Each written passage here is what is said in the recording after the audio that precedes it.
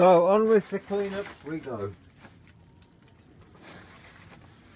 So look at this first. I'm quite keen to see if this says anything at all that I can read. Seen worse.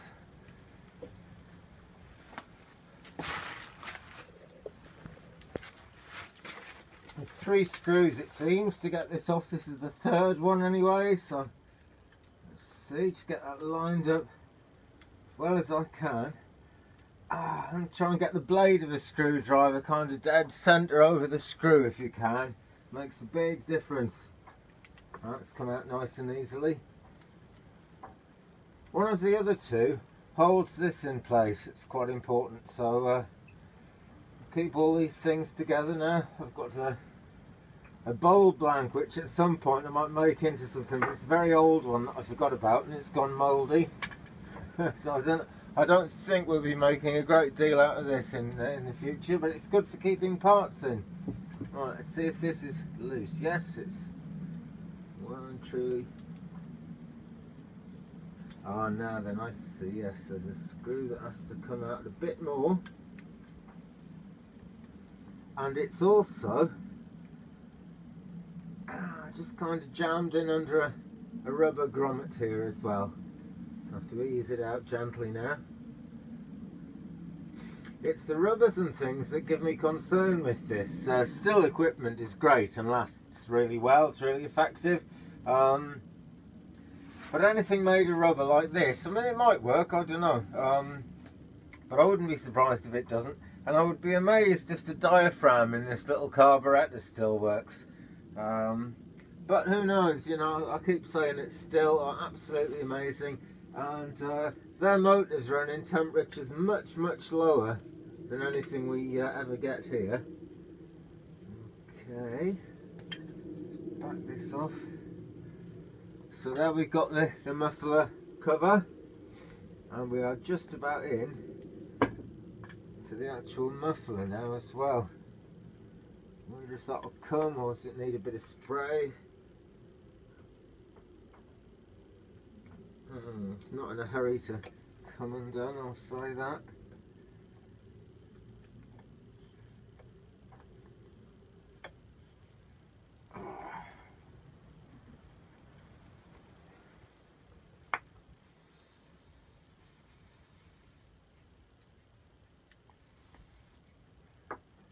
I lost the little tube that came with that, you know.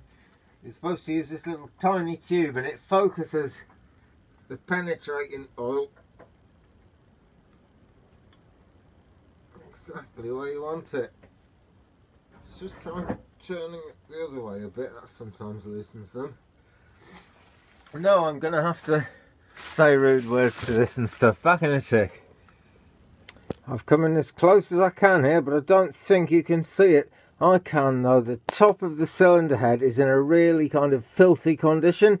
It runs quite smoothly when I pull the handle. Let's just do that. Kind of difficult because I've gone handheld here, but let's try. So I just pull the handle. You know, it sounds okay, that. I'm not going to do that too much in case there's any grit in there or anything. So I've got as much of the dirt off as I can without getting the paint off as well. It's really time to start Googling around and finding out how much is worth doing. This carburetor's certainly seen better days, but it might still work. I don't actually know that it's knackered. Really, I've got to put some petrol in and find out what happens then, I think. So next time I go down to the village, tomorrow, day after, something like that, I'll get some petrol and we'll see if she runs. That's the actual diaphragm thing there for pumping it through. I think that might be shot. Would a diaphragm last all these years? I don't know. But anyway, time to go on Google, have a look, see what we can find on the internet really.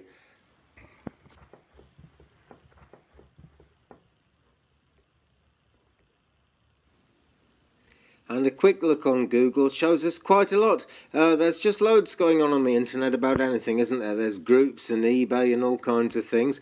There's eBay, Amazon has things like this, and there's lots of other places you can get them. There's a cheap carburetor set in UK. Comes with quite a lot of accessories. You could have a pretty thorough change out there. I could just buy one spark plug, that's another option, but more expensive that way. Well, you never know what the quality of the spark plug is actually going to be like in the kit though, so it's always worth a read through the descriptions.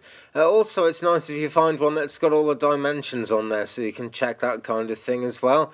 When I eventually managed to bring it up, we scroll down the page a bit and we find out everything we need to know written out as well, including everything in the package there, and that's useful to know. That kit is actually $19.95, but you must always check carefully because this is actually in Hong Kong, and it makes the postage kind of, the free postage, well, it's not quite such a brilliant deal because it's going to take a long time to get here. That is potentially 6 weeks from now.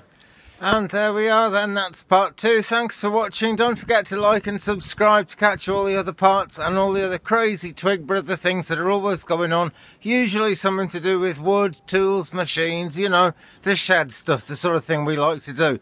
Have a great time, my friends. See you next time.